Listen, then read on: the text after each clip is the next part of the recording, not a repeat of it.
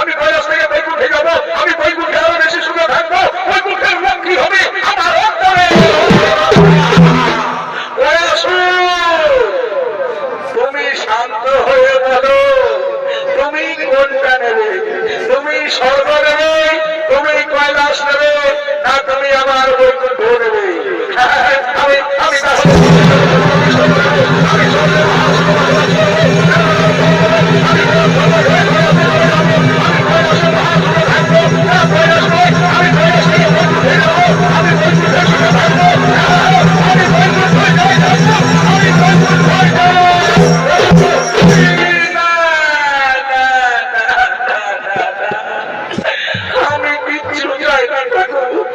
আমি স্বর্গ চাই না, আমি কৈলাস চাই না, আমি বৈকুণ্ঠ চাই না, আমি শুধু চাই তোমার দুটি রাঙা চরণ যেন আমার বুকের উপরে থাকে চিরদিন।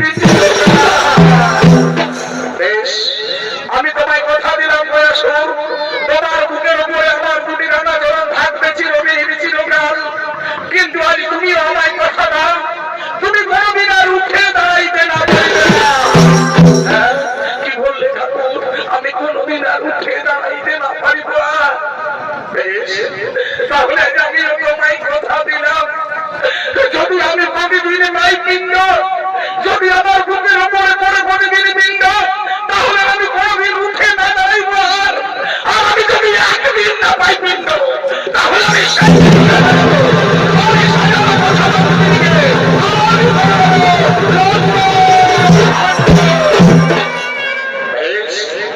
আমি তোমায় কথা দিলাম প্রয়াসু, তুমি প্রতিদিন পিণ্ড পাবে, প্রতিদিন তোমার বুকের উপরে পিণ্ড পড়বে। বেশ, তাহলে দেখো ঠাকুর, আজ আমার তোমার কথা মতো আমি পৃথিবীর উপরে বললাম চিরস্মরণ।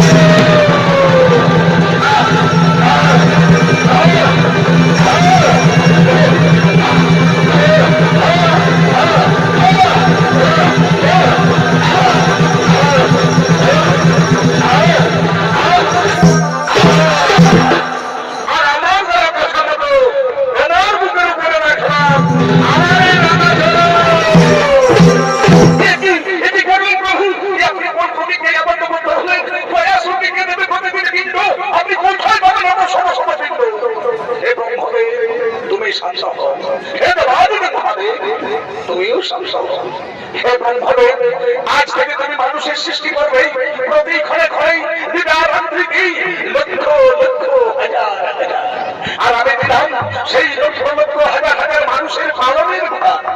আর মহেশ্বর, তুমি প্রতি ঘরে করে যাবে সেই লক্ষ লক্ষ হাজার হাজার মানুষের মধ্যে সভা। তাহলে প্রতিদিন প্রতি ঘরে লক্ষ লক্ষ হাজার হাজার মানুষ করবে পৃথিবীর বুকে, আর প্রতিদিন অনেক মানুষ মারাও যাবে। আর পৃথিবীবাসীর মানুষ তাদের আত্মীয় পরিজনের বিকাশ আর শান্তির জন্য তারা গয়াসুরের নামে গয়াধামের পিণ্ডদান, পিণ্ডর মুখে গয়াসুর নিশ্চিন্তে স্মরণ করে থাকবে চিরকাল। মহাসুখে থাকবে পৃথিবীর মানুষজন, আমরা মহানন্দে থাকবো স্বর্গের। এবার আমরা নিজ নিজ ধামে গরিব গেল।